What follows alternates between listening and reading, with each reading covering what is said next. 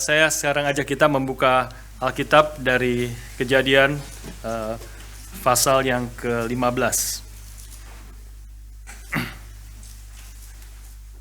Kejadian pasal yang ke-15. Saya akan bacakan bagi saudara ayat-ayat ini.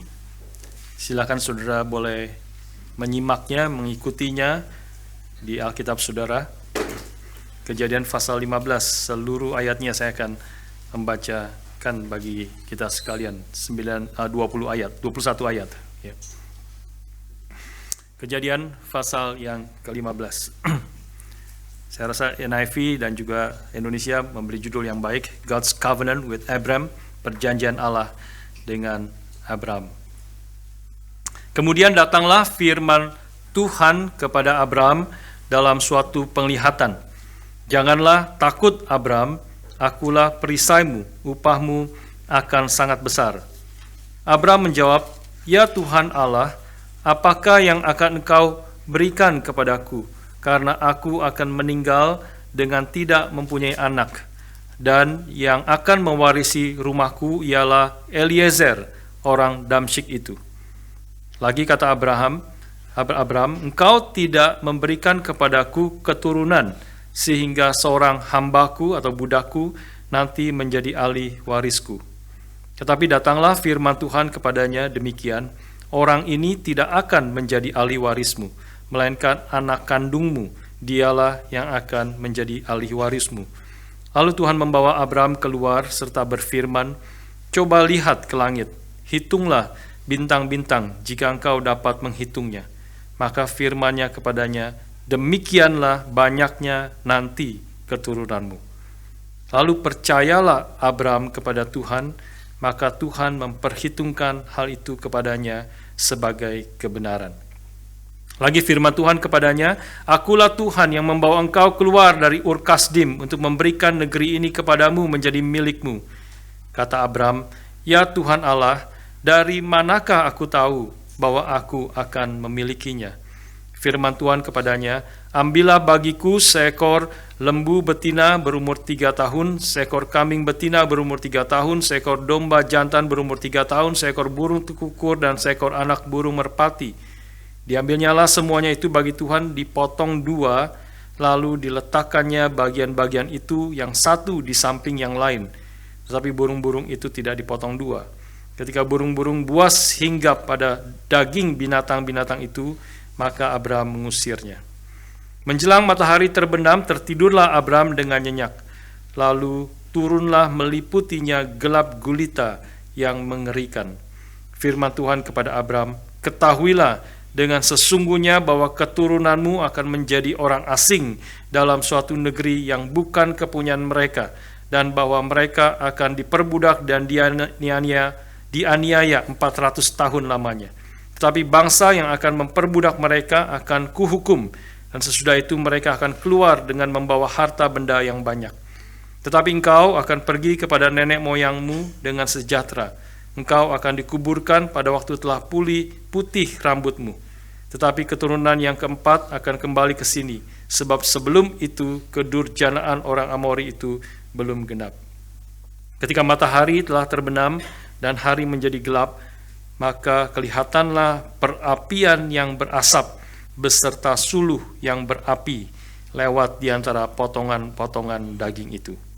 Pada hari itulah Tuhan mengadakan perjanjian dengan Abram serta berfirman, kepada keturunanmu lah kuberikan negeri ini, mulai dari sungai Mesir sampai ke sungai yang besar itu, sungai Efrat, yakni tanah orang Keni, orang Kenas, orang Kadmon, orang Het, orang Feris, orang Refaim, orang Amori, orang Kanaan, orang Girgasi, dan orang Yebus itu. Kita berdoa sekali lagi, mohon pimpinan Tuhan.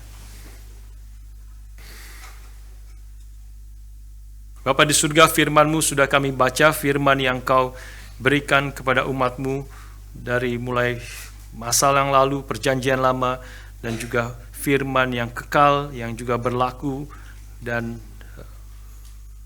relevan setiap waktu sepanjang zaman dan bagi kami juga pada hari ini.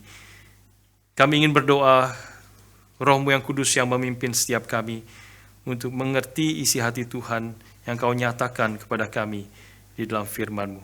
Berkati kami semua, hamba-Mu yang berbicara, setiap kami yang mendengar, sehingga kami boleh sungguh-sungguh dipimpin oleh roh kebenaran, masuki kelimpahan kebenaran firman-Mu, mengerti isi hati Tuhan, dan digerakkan untuk kami boleh taat sesuai dengan kehendak-Mu. Berkati kami semua dan pimpinlah kami semua ya Tuhan. Dalam nama Tuhan kami Yesus Kristus kami bersyukur dan berdoa. Amin. Saudara sekalian, saya akan mulai renungan pada pagi hari ini dengan bertanya kepada saudara satu pertanyaan. Apakah saudara pernah tergoda atau tempted untuk meragukan kebaikan Tuhan?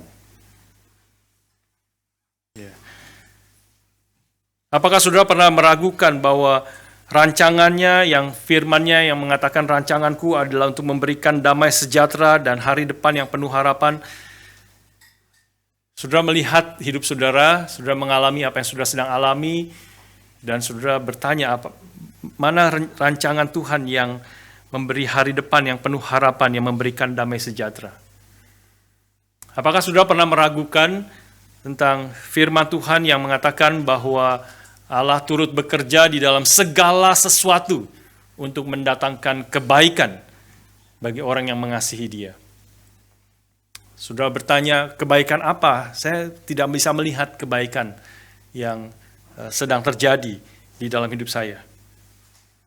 Saudara sekalian, hari ini kita akan melihat bagaimana Abraham bergumul dan bertanya, ya, meskipun dia tidak sampai meragukan kebaikan Tuhan, tetapi apa yang dia hadapi, apa yang menjadi janji Tuhan yang begitu indah, begitu baik, begitu besar, begitu mulia, tetapi kenyataan yang dia hadapi adalah tidak sesuai dengan janji Tuhan. Paling sedikit belum sesuai dengan apa yang Tuhan janjikan kepada dia. Tetapi kadang-kadang kita di dalam hidup kita mengikut Tuhan, di dalam segala kesulitan, pergumulan hidup kita, kita tergoda untuk meragukan akan kebaikan Tuhan. Itu strategi setan dari awal, dari kitab Kejadian pasal yang ketiga. Itulah setan bertanya, betulkah Tuhan tidak memperbolehkan kamu makan dari pohon, dari buah dalam taman ini? Kemudian Hawa mengatakan tidak, Allah tidak mengatakan demikian. Allah mengatakan boleh makan dari semua pohon dalam taman ini dengan bebas, tetapi memang ada satu pohon yang tidak boleh kami makan, karena pada waktu kami makannya kami akan mati. Langsung perkataan setan itu masuk, racunnya masuk. Tidak, kau tidak akan mati. Allah melarang itu karena Dia tidak menginginkan yang terbaik bagi diri kamu. Karena Allah tahu pada waktu engkau memakannya, matamu akan terbuka dan kamu akan menjadi seperti Allah. Dan Allah tidak ingin kamu menjadi seperti Allah. Jadi perkataan setan itu memasukkan ke dalam hati Hawa dan juga Adam, meragukan Tuhan rencananya, kehendaknya, apakah betul baik bagi saya? Apakah Tuhan menginginkan yang terbaik bagi saya?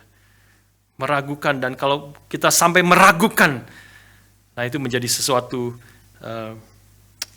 kebahayaan yang di dalam kehidupan kita mengikut Tuhan. Kalau kita mulai meragukan dan akan kebaikan Tuhan. Kita di sini melihat Abraham bertanya, bergumul. Dia belum sampai meragukan. Kita mau belajar bagaimana di dalam kesulitan yang Abraham hadapi, tantangan yang dia hadapi, dia bergumul dan dia datang kepada Tuhan di dalam ketidakmengertian apa yang sedang terjadi, di dalam terang janji Tuhan yang begitu indah, tetapi kenyataannya tidak begitu indah seperti janji Tuhan, kenyataan hidupnya.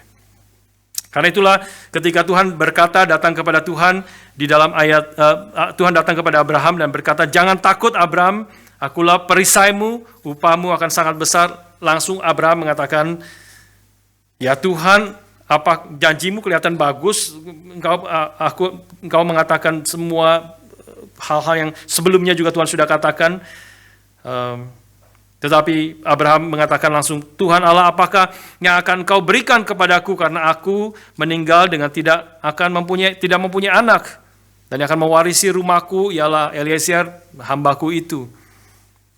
Karena engkau tidak memberikan kepadaku keturunan, maka seorang hambaku nanti akan menjadi ahli warisku. Nah, itu tentu berkaitan dengan janji Tuhan. Sebelumnya Tuhan sudah berjanji bahwa keturunan Abraham akan menjadi bangsa yang besar, kan seperti pasir di laut, bintang di langit. Ya, tetapi sekarang kenyataannya Abraham bahkan satu anak pun dia belum punya. Dan lalu ayat yang ke-7, ketika Tuhan datang kepada Abraham, akulah Tuhan yang membawa engkau keluar dari Ur Kasdim untuk memberikan negeri ini, negeri yang besar, indah, dan sangat subur ini kepadamu menjadi milikmu. Respons Abraham langsung mengatakan, ya Tuhan Allah, dari manakah aku tahu bahwa aku akan memilikinya? Jadi saudara, Abraham dalam kebingungan, ketidakmengertian, kegelisahan, mungkin mulai takut, bagaimana janji Tuhan bisa terlaksana di dalam kehidupanku. Saudara sekalian, hal yang sebelum kita masuk ke dalam bagaimana Tuhan menjawab akan keraguan dan daripada Abraham, maka kita perlu mengerti sebenarnya apa yang menjadi persoalan daripada Abraham, kegelisahannya, pergumulannya adalah sebenarnya karena Tuhan sudah berjanji kepada dia bahwa dia akan menjadi bangsa yang besar dan Tuhan akan memberikan tanah yang subur, yang besar, itu tanah perjanjian. Tuhan sudah berjanji akan memberkati Abraham dan menjadikan orang-orang itu, seluruh bangsa akan diberkati melalui Abraham dan keturunannya. Karena di sisi lain, kalau tidak ada janji Tuhan, secara manusia, Abraham sebenarnya sudah, secara manusia, pikiran manusia pada waktu itu mungkin juga kalau kita ada di dalam posisi Abraham, sebenarnya Abraham itu sudah cukup berhasil di dalam hidupnya. Sampai saat itu, khususnya pasal 15 ini. Secara manusia dia sudah cukup hidup nyaman, kita membaca sebelum-sebelumnya, dia sudah banyak ternak, kambing, domba, dan sebagainya, budaknya juga sudah sangat banyak, ya, dan dia tanahnya sudah dimiliki juga sudah sangat cukup untuk dia, karena sudah berpisah dengan Lot, dan tanah yang dia ambil sudah sangat cukup, bahkan mungkin lebih dari cukup. Dan untuk ternaknya, untuk keluarganya tentu istrinya, hanya istrinya dan juga budak-budaknya, untuk ternaknya semuanya sudah cukup bagi dia sesungguhnya. Tetapi di sini saudara sekalian, kesulitan Abraham, pergumulan Abraham, ketidakpuasan Abraham adalah justru karena janji Tuhan kepada dia. Dengan kata lain, Abraham tidak puas dengan hidup nyaman yang sudah ada di dalam dunia yang dia hidupi saat itu. Kerinduan hatinya adalah supaya rencana dan janji Tuhan itu digenapi di dalam hidupnya.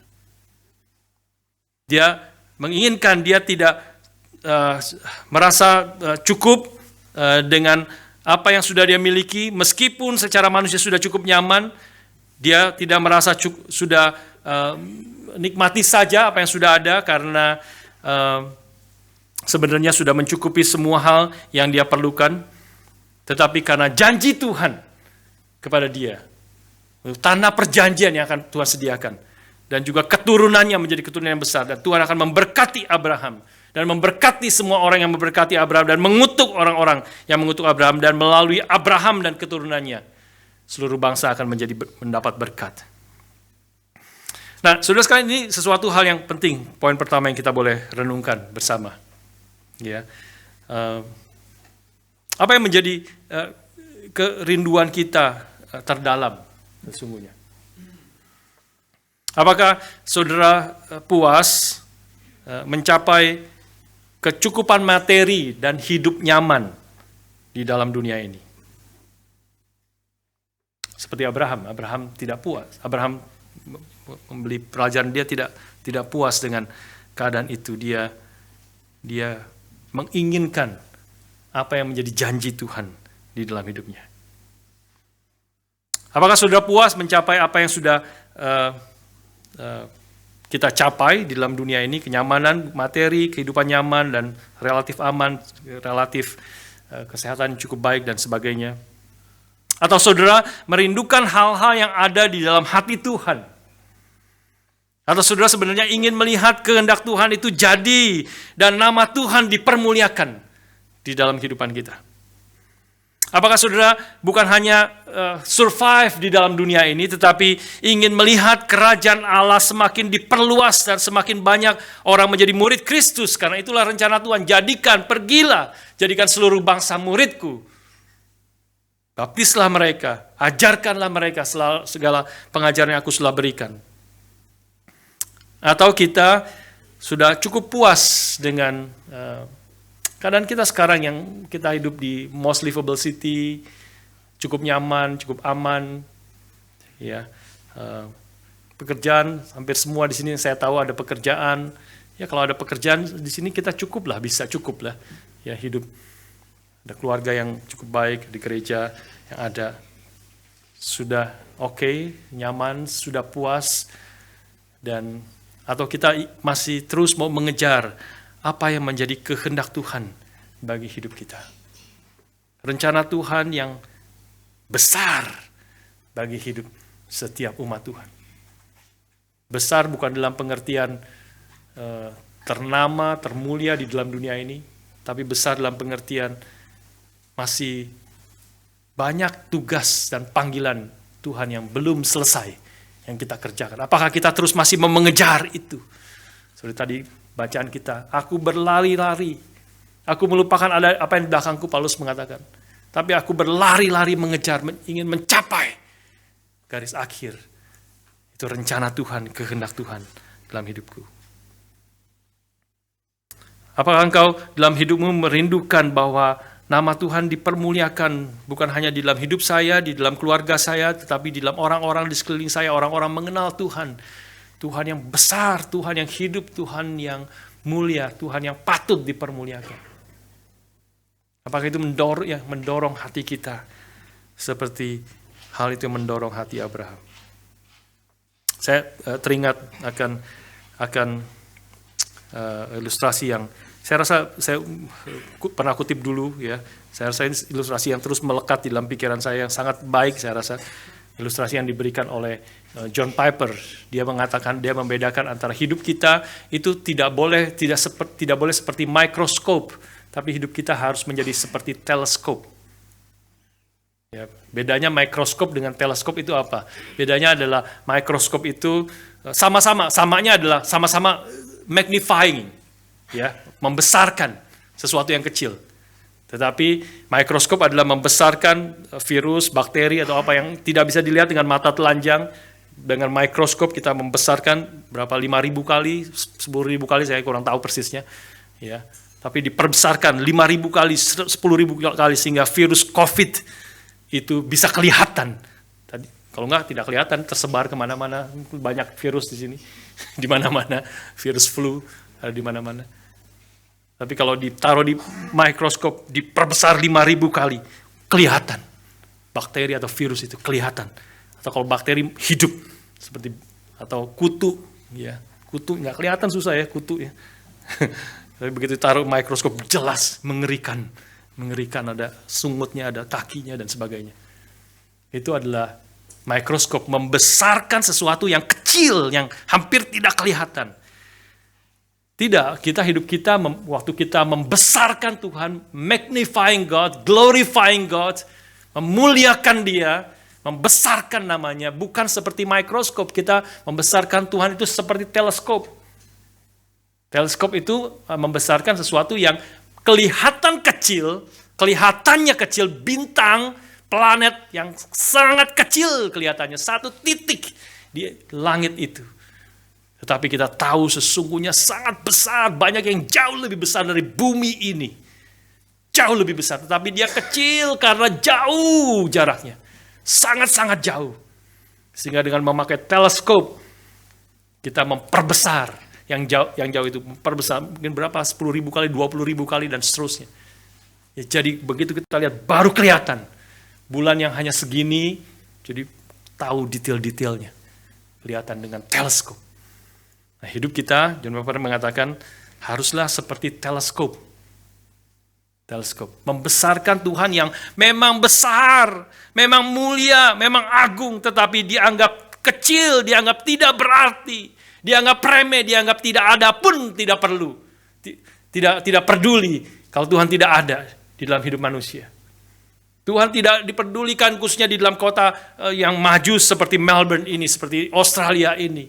Saudara-saudara mengirim anak-anak ke sini, saudara menghadapi dunia yang sangat sekuler. Kalau di Indonesia mungkin Allah Tuhan itu masih sangat besar, masih sangat berada di mana-mana.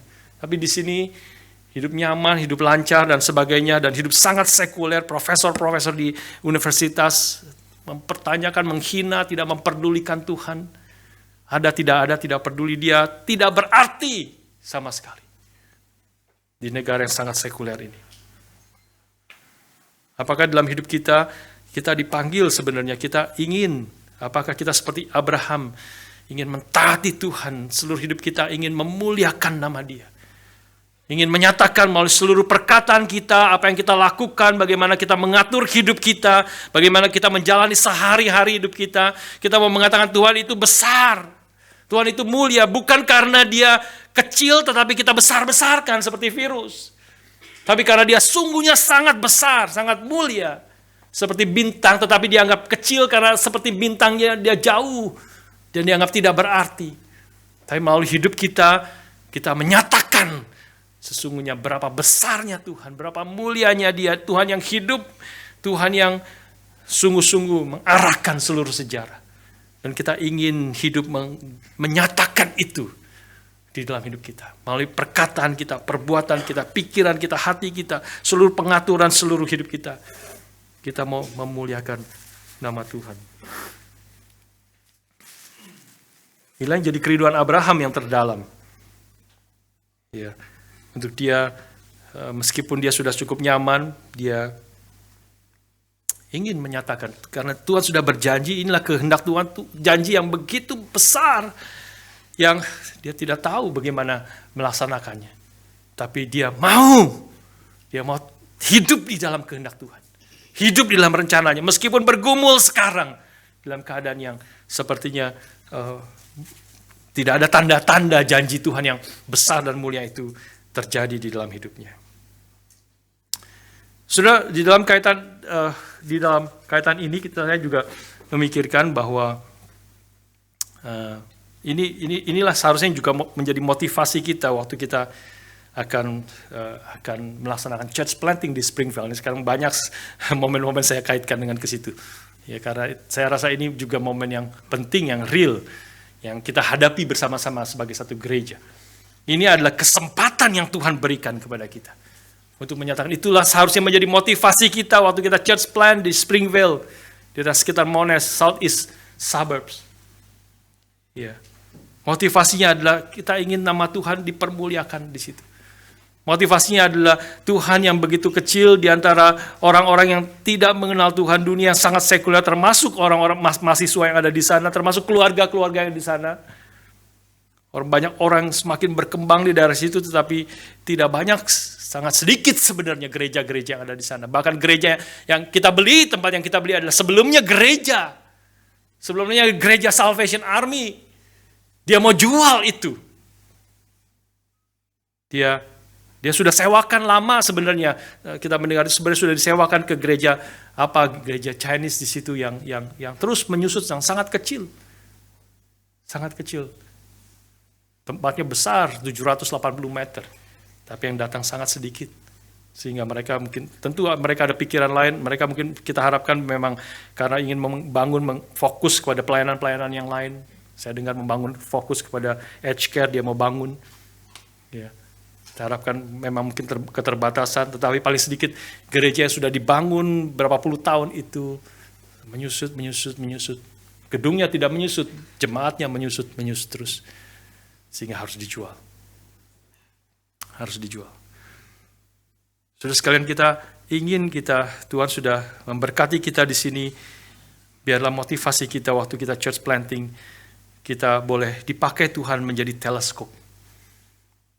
Ingin menggenapi rencana Tuhan, kehendak Tuhan. Ini adalah tantangan yang Tuhan berikan. Rencana yang Tuhan berikan kepada kita. Tuhan pimpin kita semakin jalan, semakin sadar. Kita bisa beli itu tanah yang besar 1.600 meter dengan bangunan 780 meter dengan harga 2,1 juta. Hampir semua orang tidak percaya kita bisa dapat itu 2,1 juta. Itu bahkan less dari harga tanahnya saja. Less. Lebih murah daripada harga tanahnya saja. Sudah silakan cek Springfield, cari 1.600 bisa dapat segitu harganya. Sudah mungkin tidak akan ketemu lagi. Ya, Tuhan pimpin langkah demi langkah dan sebagainya. Kita melihat pimpinan Tuhan sangat jelas dan kita ingin bersama-sama dengan motivasi yang benar. Ini Tuhan pimpin untuk kita boleh mulai mengerjakan church planting di sana dengan satu kerinduan, dengan satu kesadaran supaya nama Tuhan boleh dipermuliakan. Di tengah-tengah kota ini, kota yang besar, kota Melbourne, 5 juta orang. Pendeta Lim Kok Han waktu datang ke sini, dia dari Perth, dia datang ke sini, dia makin sadar, ini kota besar. Kita tahu kota Perth, ya lumayan sebenarnya, mungkin 1,5 juta, 1,7 juta, ya lumayan. Saya ke sana ya lumayan. Tapi kalau orang Perth ke Melbourne itu seperti orang kampung ke kota besar. Seperti orang kampung, lihat, wih besar ya. Ini Melbourne besar, saya ajak keliling-keliling, ajak lihat sana, lihat sini. Besar sekali, ini kota besar. Dan banyak orangnya. Ya, di Springfield banyak sekali orangnya. Padat sekali di sana. Rumah perumahan di situ, marketnya sangat besar dan banyak. Belum lagi dekat university, kita ingin menjangkau para mahasiswa di sana. Universitas terbesar di Australia. Dan kebanyakan dari mereka tidak mengenal Tuhan. Untuk kesempatan yang sangat penting, sangat krusial, kita menjangkau, kita berjuang untuk menjangkau banyak orang, para pemuda-pemudi dan keluarga-keluarga di sana.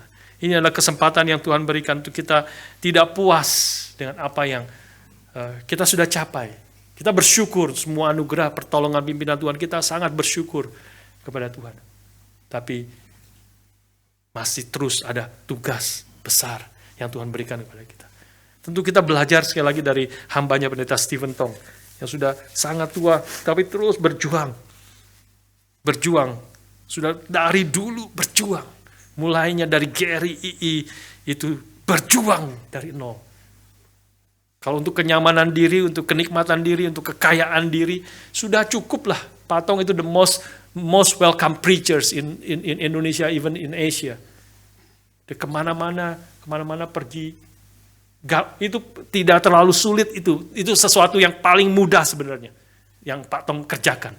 Dia sudah Tuhan berikan segala macam kemampuan, kehebatan, talenta, semua segala macam. Dia tinggal pergi sekali-sekali.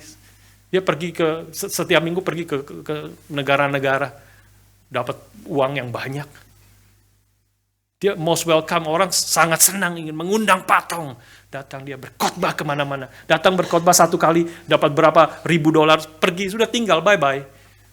Urusin sendiri kamu di sana, berjuang. Kalau untuk kenyamanan diri, keuntungan diri, itu hal yang paling gampang beliau kerjakan. Semakin kaya, semakin nyaman. Tapi tidak. Memulai dari nol. Memulai gerakan Reform Injil, memulai akan gereja, mulai berjuang dengan lutut, mulai tidak ada apa-apa. Dan sudah terus Tuhan berkati, terus berjuang sampai sekarang. Umur 84 tahun masih berjuang. Sebentar lagi beliau akan pergi lagi ke South American, ke Brasil, Argentina, dan sebagainya. Pergi memberitakan Injil ke sana. Dan kita tahu waktu Pak Tong ada di sini, setiap hari pindah kota. Kita harus belajar dari hambanya. Dan kita belajar juga hari ini dari Abraham. Yang sudah sangat nyaman, tetapi masih terus berjuang, bergumul, dan ingin melakukan kehendak Tuhan. Sepanjang kita ada dalam dunia ini, akan ada kegelisahan dalam hati kita. Karena belum selesai. Selama ada dalam dunia ini, kita akan terus mengalami perkataan Tuhan Yesus, berbahagialah orang yang miskin di hadapan Allah. Kita akan terus rasa miskin, tidak berdaya, mohon pertolongan Tuhan. Kita akan terus, selama ada di dalam dunia ini, kita akan tidak selesai untuk berlari seperti Paulus katakan. Paulus mengatakan di dalam Kisah Para Rasul, aku tidak menghiraukan nyawaku sedikit pun asalkan aku bisa mencapai garis akhir, yaitu menyelesaikan pekerjaan yang Tuhan telah berikan kepada aku. Aku tidak menghiraukan nyawaku sedikit pun asalkan aku bisa menggenapi apa yang Tuhan kehendaki. Segala sesuatu kuanggap sampah, tadi Paulus katakan. Semua hal yang sebenarnya banyak hal yang baik pada dirinya sendiri. Yang Paulus katakan. Tapi semua aku anggap sampah.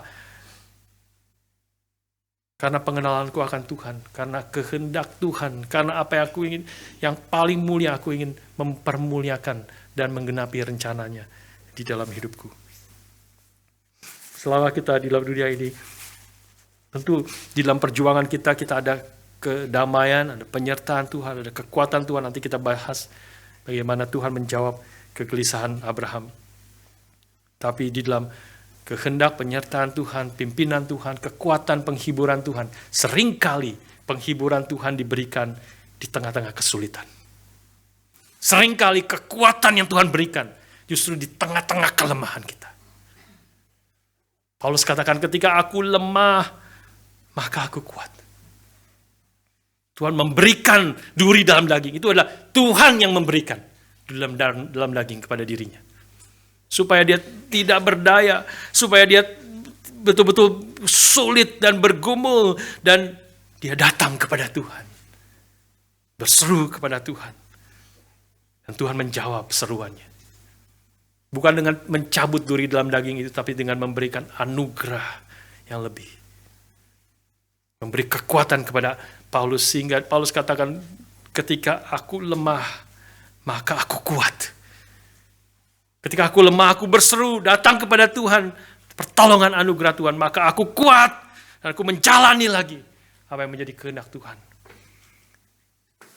Sebelum kita bertemu muka dengan Tuhan, akan ada paradoks, hidup paradoks seperti demikian. Kesulitan, kegelisahan, pergumulan, ada anugerah Tuhan, pertolongan Tuhan. Pertolongan anugerah Tuhan, penghiburan Tuhan justru sering kali dialami. Di tengah segala kesulitan, tantangan, kita melakukan kehendak Tuhan. Penyertaan Tuhan, anugerahnya menjadi nyata.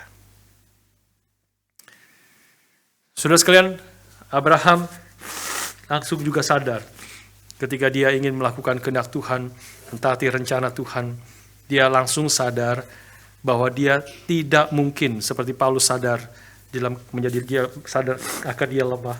Abraham di sini juga sadar bahwa dia tidak mungkin menggenapi rencana Allah dengan kekuatannya sendiri.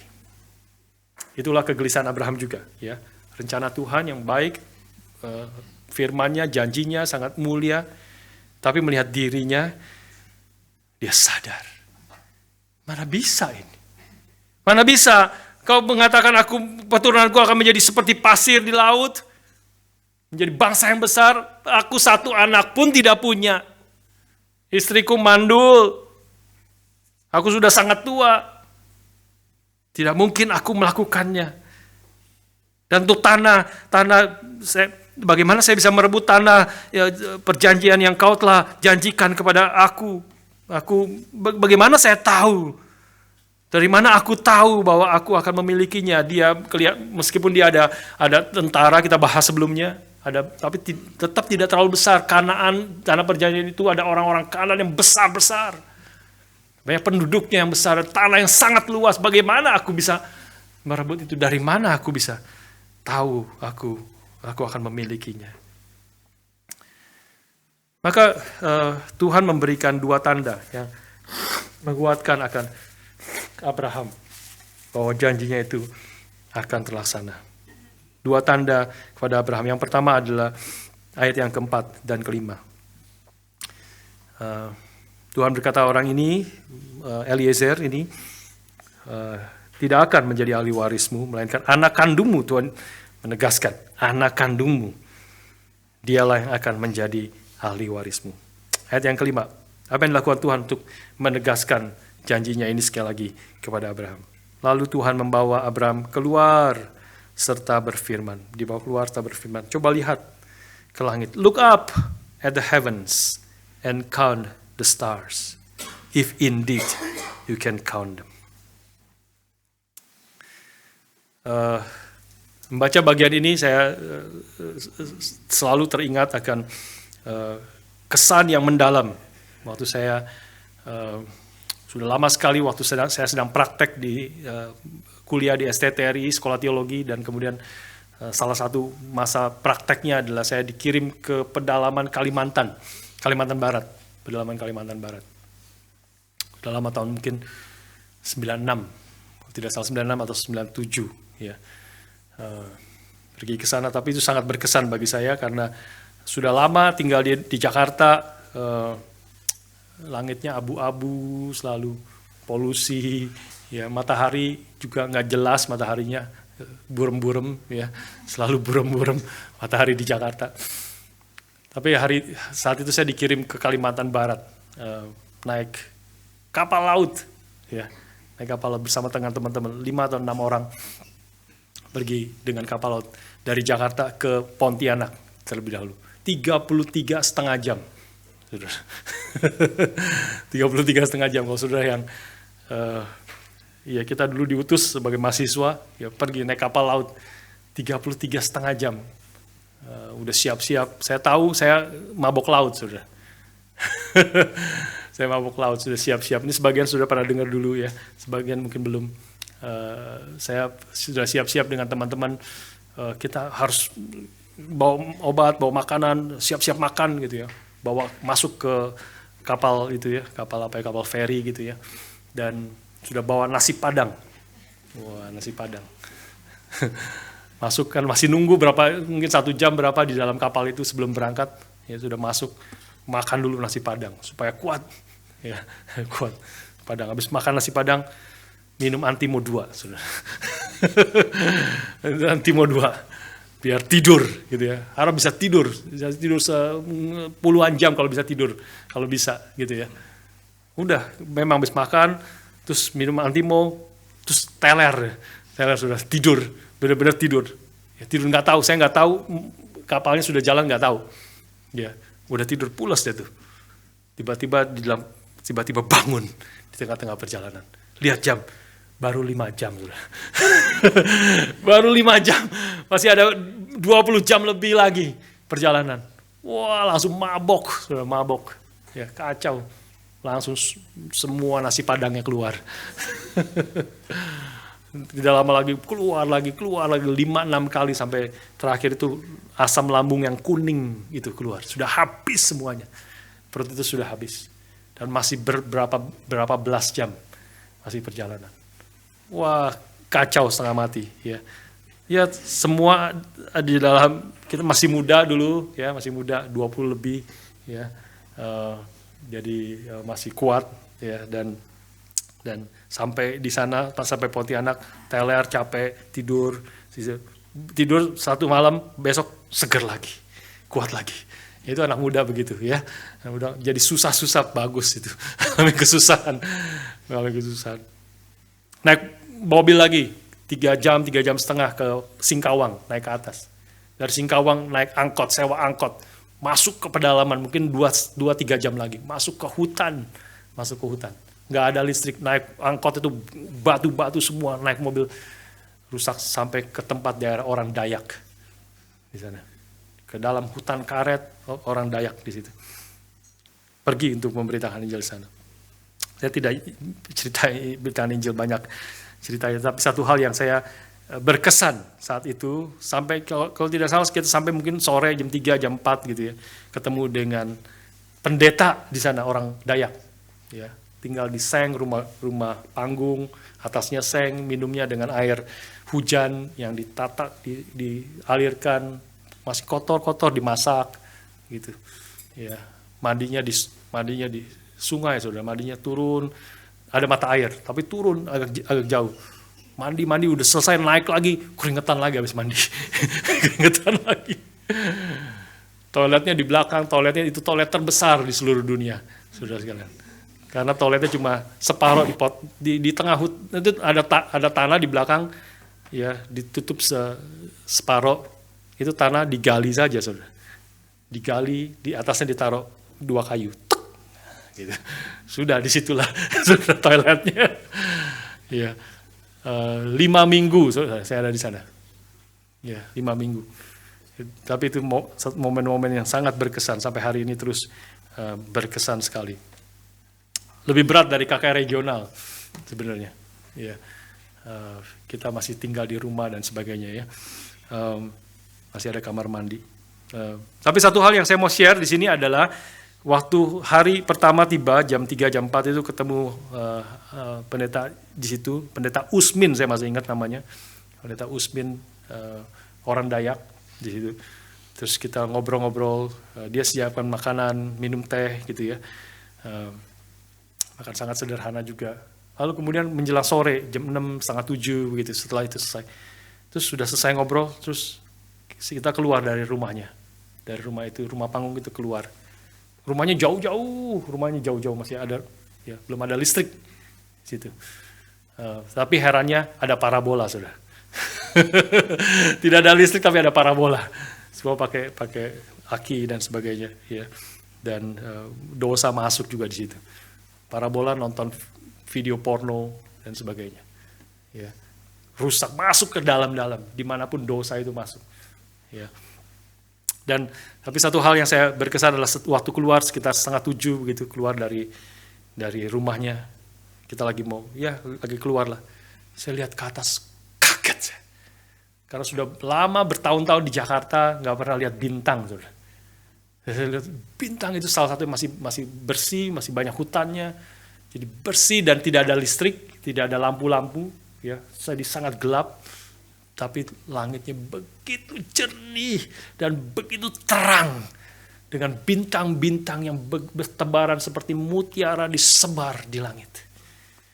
Sampai kecil-kecil semuanya kelihatan. Ya, begitu mengagumkan. Dan saya bayangkan Abraham, itulah yang dilihat Abraham saat itu. Ya mungkin waktu itu lebih lagi tidak ada lampu, tidak ada listrik, tidak ada parabola. Ya, hutan yang masih sangat bersih. Dunia yang masih sangat bersih. Abraham melihat bintang. Tuhan mengatakan, lihatlah. Lihat.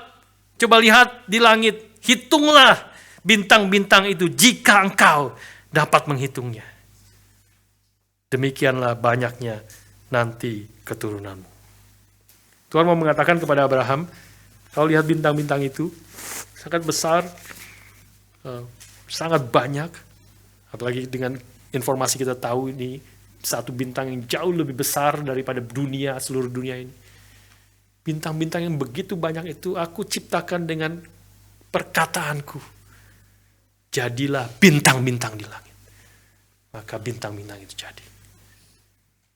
Kalau aku yang menciptakan semua bintang-bintang itu dengan satu perkataanku saja, maka aku pasti mampu memberikan keturunan seperti yang aku sudah janjikan kepadamu. Inilah yang Tuhan mau katakan kepada Abraham, dan Abraham ayat ke-6 mengatakan, lalu percayalah Abraham kepada Tuhan, maka Tuhan memperhitungkan hal itu kepadanya sebagai kebenaran. Ini ayat yang penting, ayat yang ke-6 ini ayat sangat penting yang diulang-ulang dijelaskan oleh Paulus dalam Roma pasal 4, Galatia pasal 3, tadi juga Filipi juga mau mengatakan akan hal itu tentang kebenaran karena iman, bukan karena perbuatan. Bukan karena perbuatan kita, bukan karena ketaatan kita. Abraham tidak berbuat apa-apa, belum melakukan apa-apa. Abraham hanya mendengar janji Tuhan, melihat akan perkataan, melihat apa yang hasil dari perkataan Tuhan. Abraham percaya kepada janji Tuhan itu.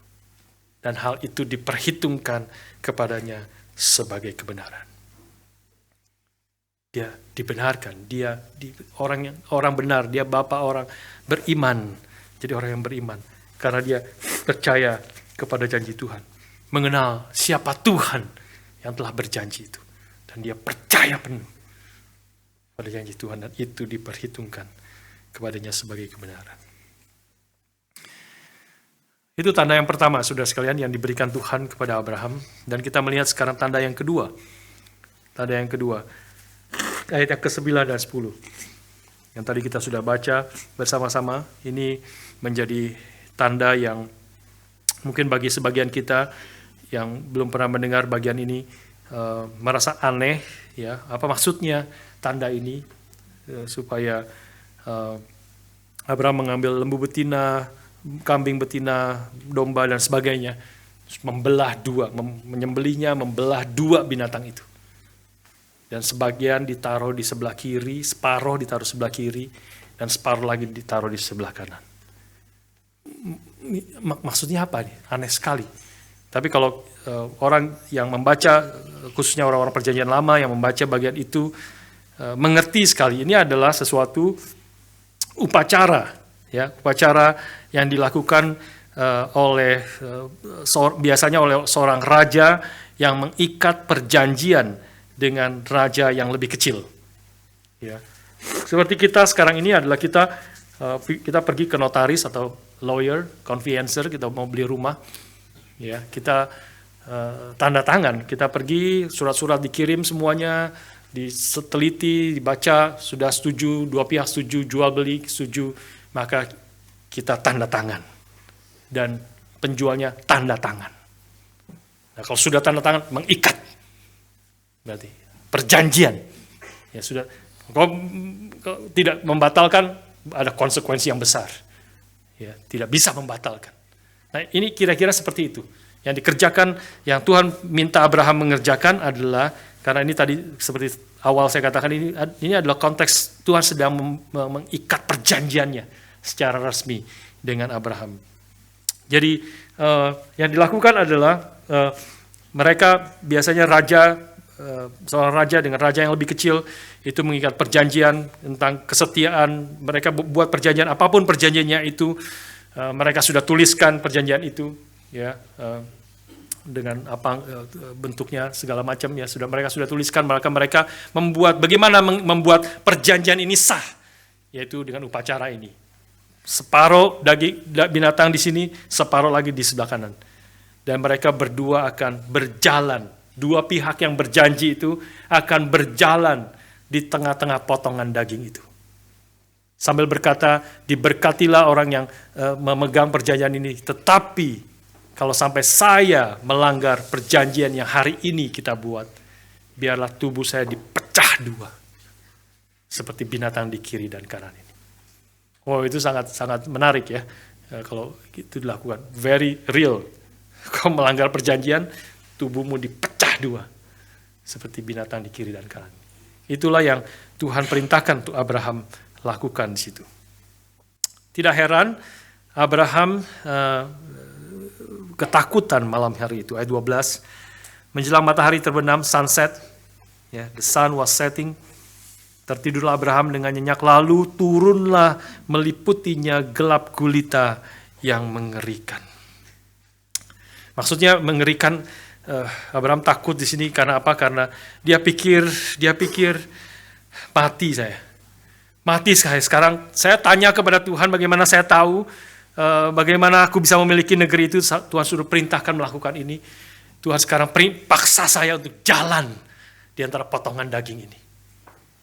Untuk saya berjanji untuk merebut tanah itu sesuai dengan janji Tuhan. Mati saya. Tuhan minta saya bersumpah untuk mengambil dan merebut tanah itu. Seperti janjinya. Dia kengerian meliputi dirinya. Tetapi sesuatu yang mengherankan terjadi di dalam ayat 17. Di dalam ayat 17. Ketika matahari telah terbenam, sekarang the sun had set and darkness had fallen. Hari menjadi gelap. Maka ayat 17 mengatakan, kelihatanlah perapian yang berasap beserta suluh yang berapi lewat di antara potongan-potongan daging itu. Orang Israel yang membaca bagian ini kita percaya ditulis oleh Musa, zaman Musa. Orang Israel yang membaca bagian itu langsung sadar apa yang terjadi di sini. Karena perapian yang berasap, ya, perapian ada asapnya, gitu ya. Dan suluh yang berapi,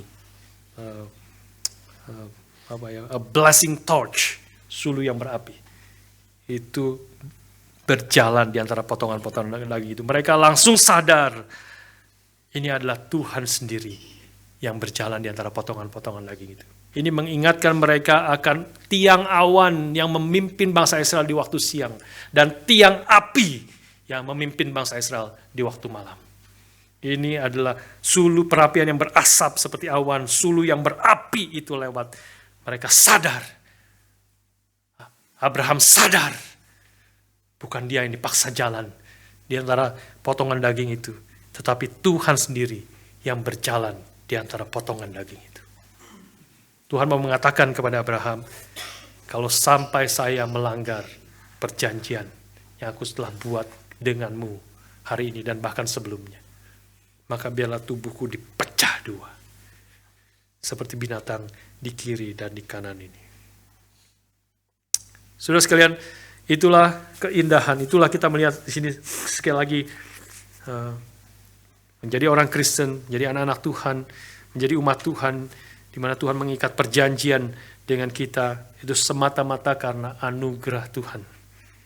Tuhan yang berinisiatif, Tuhan yang memanggil, Tuhan yang berjanji, Tuhan yang berjalan di antara potongan-potongan daging itu. Dan kita tahu ini adalah bayang-bayang dari Kristus, bukan? Yang berapa ribu tahun kemudian datang ke dalam dunia, berjalan di antara manusia berdosa, dan hampir secara harafiah, literally, tubuhnya itu dipecahkan dengan cambuk di punggungnya, dan duri, mahkota duri di kepalanya, dan paku di tangan dan kakinya, dan tombak yang menombak akan lambungnya. Bukan karena dia telah melanggar perjanjian yang Allah telah berikan, tetapi karena kita telah melanggarnya. Kita akan bahas minggu depan, Abraham juga melanggar. Abraham gagal. Dan kita semua juga telah gagal melanggar perjanjian yang Tuhan telah buat dengan umatnya. Kita berkali-kali gagal, manusia gagal. Tapi karena kasih karunia-Nya, dia datang ke dalam dunia. Tuhan tidak bisa kompromi. Ini adalah janji Tuhan. Kalau kau melanggar, ada pihak yang melanggar, dia harus dipecahkan tubuhnya. Seperti binatang di kiri dan kanan ini. Tapi karena kita melanggar, kalau Tuhan akhirnya memecahkan tubuh kita, kalau Tuhan menghukum kita, itu adalah Tuhan yang adil. Sudah seharusnya, sudah selayaknya kita menerima hukuman Allah. Kita adalah orang-orang yang durhaka, yang melawan Tuhan, menjadi musuh Tuhan. Kita orang-orang yang patut dimurkai oleh Allah sendiri karena dosa-dosa kita, dan kita yang ada di dalam Adam dan seluruh hidup kita. Banyak yang melanggar perjanjian yang Tuhan telah buat. Tapi hanya karena kasih Tuhan, karena anugerahnya yang begitu besar dan yang ajaib itu, kita yang seharusnya dibelah dua seperti binatang dan kiri kanan itu, Kristus menggantikan kita. Dia datang ke dalam dunia. Dia menanggung dosa kita. Dia yang tidak berdosa dijadikan dosa karena kita. Supaya di dalam Kristus, supaya dengan iman di dalam Kristus seperti Abraham beriman di dalam janji Allah. Dengan iman di dalam Kristus kita boleh dibenarkan oleh Allah. Inilah anugerah Tuhan. Inilah anugerah Tuhan yang begitu besar yang Tuhan nyatakan kepada Abraham dan juga kepada kita hari ini. Kita lebih lagi mengerti. Pada Abraham belum mengerti sepenuhnya apa arti, apa implikasinya janji daripada Tuhan ketika dia berjalan di antara potongan-potongan daging itu. Bagi kita sungguh-sungguh mengerti karena dosa kita, maka dia yang tidak mengenal dosa dijadikan dosa, supaya kita yang ada di dalam Kristus boleh dibenarkan oleh Allah. Sudah beberapa kesimpulan dan implikasi yang penting dari teks kita hari ini. Yang pertama, ada 3 hal secara singkat. Yang pertama adalah Biarlah melalui hidup Abraham, ketaatannya kepada Tuhan, biarlah kita sadar bahwa Tuhan ingin kita hidup menggenapi rencananya. Tuhan tidak ingin kita hidup hanya sekedar survive, bertahan hidup, dan nyaman, mencari kenyamanan di dalam dunia ini saja. Tuhan tidak ingin itu. Dia ingin kita berjuang, maju, menggenapi rencana Tuhan. Yang kedua, saudara sekalian, kita perlu menyadari bahwa kita bisa mengerjakan rencana Tuhan, mentaati akan kehendak-Nya, bukan dengan kekuatan kita sendiri, tetapi hanya karena bersandar kepada Tuhan, karena kekuatan yang Tuhan berikan, karena anugerah Tuhan semata-mata. Saudara, biarlah ini sungguh-sungguh nyata di dalam hidup kita. Kita melakukan hidup kita, mengerjakan panggilan Tuhan di dalam seluruh aspek hidup kita, mendidik anak-anak kita, misalnya contohnya, kita ingin anak-anak kita besar, menjadi anak-anak yang pintar, anak-anak yang sehat, anak-anak yang berhasil dalam hidup mereka. Anak-anak yang takut akan Tuhan, anak-anak yang hidup memuliakan Tuhan. Tapi pertanyaannya, berapa usaha kita menyadari bahwa semuanya itu bisa berhasil kalau Tuhan yang memberkati, kalau Tuhan menyatakan anugerah-Nya. Kadang-kadang di dalam mendidik dan membesarkan anak-anak kita, banyak orang tua itu bekerja keras. Kita tahu banyak orang tua bekerja keras, membanting tulang, bekerja keras dengan segala usahanya untuk memberikan anak-anak kita menjadi anak-anak yang berhasil. Kita memikirkan memberikan sekolah yang terbaik bagi mereka. Kita mendorong mereka kerja keras, mendidik mereka kerja keras. Tapi pertanyaannya, berapa sungguh-sungguh kita berdoa bagi mereka? Berapa sering saudara berusaha melihat dan mengerti hati daripada anak-anak kita yang paling dalam? Mendengar, bicara, dan mendidik mereka di dalam, bukan sekedar memberi semua yang mereka butuhkan. Kita memikirkan yang terbaik bagi mereka. Tapi berapa sering kita bicara sungguh-sungguh melihat hati mereka, apakah mereka sungguh-sungguh mengenal dan mengasihi Tuhan.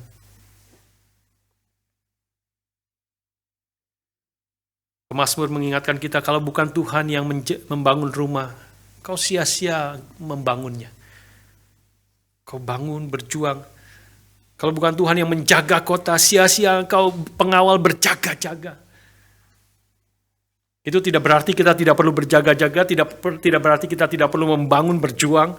Tidak berarti itu, tetapi perjuangan kita, usaha kita haruslah bersandar kepada Tuhan dengan menyadari semua itu akan berhasil. Semua itu akan menjadi manfaat kalau Tuhan memberkati. Kalau Tuhan bekerja. Karena kalau Tuhan tidak bekerja, kalau Tuhan tidak membangun rumah, sia-sia kau berusaha, memikirkan, berjuang setengah mati, membanting tulang untuk memberikan yang terbaik. Anak begitu dewasa, mereka meninggalkan Tuhan. Mereka tidak lagi percaya kepada Tuhan. Apa yang menjadi usaha perjuangan kita berapa sering kita sungguh-sungguh bersandar, berdoa, datang kepada Tuhan, minta belas kasihan Tuhan, berdoa bagi mereka, mengenal isi hati mereka yang paling dalam. Karena itu saya sekali lagi mendorong, saya agak jarang sebenarnya mendorong saudara ikut di dalam persekutuan doa, tapi sekali lagi hari ini saya mau mendorong saudara. Ini juga pekerjaan yang Tuhan berikan kepada kita di gereja ini dan juga untuk seluruh hidup kita. Persekutuan doa, waktu kita berdoa, berlutut bersama-sama setiap hari Rabu, itu menjadi tanda. Jadi tanda, waktu kita berlutut menjadi tanda. Saya tidak bisa melakukan semua ini. Bukan hanya pelayanan-pelayanan di gereja, tetapi di dalam hidup kita. Mendidik anak, di dalam pekerjaan kita, di dalam usaha kita. semua itu tidak akan berhasil, semua itu tidak akan berhasil dalam kehendak Tuhan, tidak akan memuliakan Tuhan. Semua itu tidak akan diberkati Tuhan kalau Tuhan tidak memimpin, Tuhan tidak memberi kekuatan, Tuhan tidak menyertai, Tuhan tidak bekerja. Karena itu saya dorong sekali lagi, sudah bukan hanya Rabu ini, bukan hanya minggu depan, tapi setiap kali biarlah tanam di dalam hati kita yang paling dalam.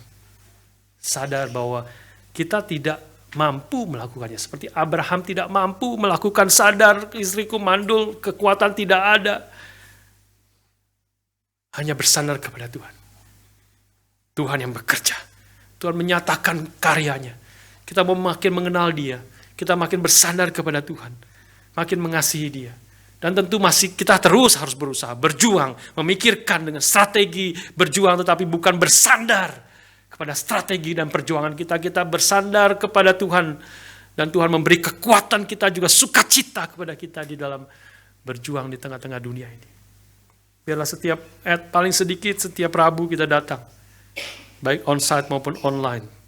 Saya dorong lebih banyak orang datang on-site sebisa mungkin ke tempat ini. Berdoa. Kita ada Rabu, ada persekutuan doa, ada bahasa Indonesia, bahasa Inggris. Bersama-sama. Meskipun beda bahasa, bersama-sama berdoa. Itu pekerjaan Tuhan. Menyadari doa, berlutut di hadapan Tuhan. Kita mau menyatakan kepada Tuhan, apart from you, I can do nothing. Di luar Engkau Tuhan, aku tidak dapat berbuat apa-apa. Itulah yang Tuhan ajarkan kepada Abraham. Abraham sadar. Tanpa anugerah, kekuatan Tuhan, penyertaan Tuhan, dia tidak bisa melakukan apa-apa. Biarlah hari ini menjadi kesadaran kita bersama. Dan biarlah kesadaran bukan hanya sekarang ini, minggu ini, tapi sepanjang hidup kita. Kita boleh terus sadar. Salah satunya datang dalam persekutuan doa. Yang ketiga terakhir, aplikasi yang ketiga. Jika ada di antara saudara yang belum pernah sungguh-sungguh percaya kepada Kristus dan masih beranggapan bahwa engkau akan diterima Tuhan karena perbuatanmu, karena engkau datang ke gereja, ya, karena engkau memberi persembahan, karena engkau melayani, karena engkau berusaha hidup benar. Dengan demikian karena itulah Tuhan berkenan, Tuhan membenarkan saya dianggap benar. Kita dengan kata lain masih berusaha berjalan di antara potongan-potongan daging itu. Biarlah kita sadar, biarlah engkau sadar bahwa engkau tidak mungkin diselamatkan dengan segala perbuatanmu itu. Karena perbuatanmu itu seperti kain kotor di hadapan Tuhan. Karena tidak ada yang bisa mencapai standar Allah supaya dia boleh dibenarkan. Bahkan Abraham bukan dibenarkan karena dia mentaati Tuhan. Tapi dia dibenarkan karena dia percaya. Hanya percaya. Tapi percaya itu berarti sungguh-sungguh beriman. Bagi kita sekarang beriman, percaya di dalam Kristus, dipersatukan dengan Kristus. Hanya bersandar kepada Dia, bergantung kepada Dia. Hanya apa yang Dia telah kerjakan bagi kita, kita boleh diselamatkan. Hanya bersandar kepada karya Kristus, aku boleh diselamatkan. Kalau ada di antara saudara yang belum pernah sungguh-sungguh percaya pada Kristus, datanglah kepada Dia hari ini, percaya kepada Dia, beriman kepada Dia, di dalam Dia, sehingga kita boleh dibenarkan oleh Kristus. Dia yang tidak mengenal dosa, dijadikan dosa karena kita, supaya kita yang percaya di dalam Kristus boleh dibenarkan oleh Allah. Biarlah kita datang seperti pemungut cukai yang tidak berbuat apa-apa, tapi justru menyadari dosanya dan memukul dirinya dan berseru kepada Tuhan, have mercy on me, O Lord. for I am a sinner. Menyadari dosa, menyadari tidak berdayaan, mengakui kesalahan di hadapan Tuhan dan berseru beriman kepada Kristus, percaya kepada Dia, dan Tuhan Yesus mengatakan orang itu pulang sebagai orang yang dibenarkan Tuhan. Kalau ada orang-orang yang belum pernah percaya, datanglah, percayalah, berimanlah kepada Kristus. Mari kita berdoa.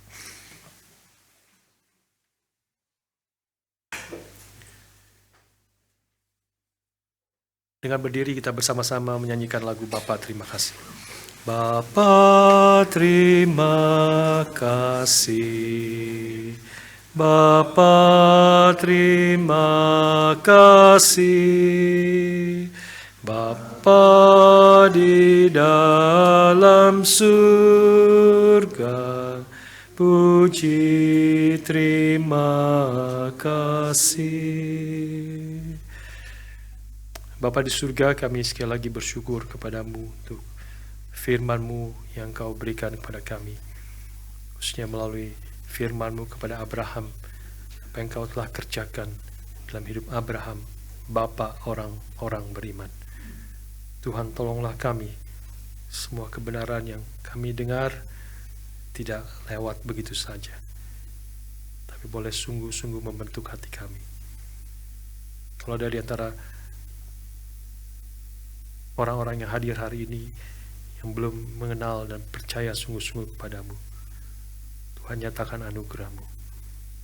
Tuhan panggillah mereka, dan Tuhan tuntun mereka boleh berespons dan percaya sungguh-sungguh kepadamu. Pimpin dan berkati kami semua menjadi umat Tuhan yang bersandar, bergantung kepada Tuhan di dalam semua hal yang kami kerjakan. Dalam nama Tuhan kami Yesus Kristus kami bersyukur, kami berdoa. Amin.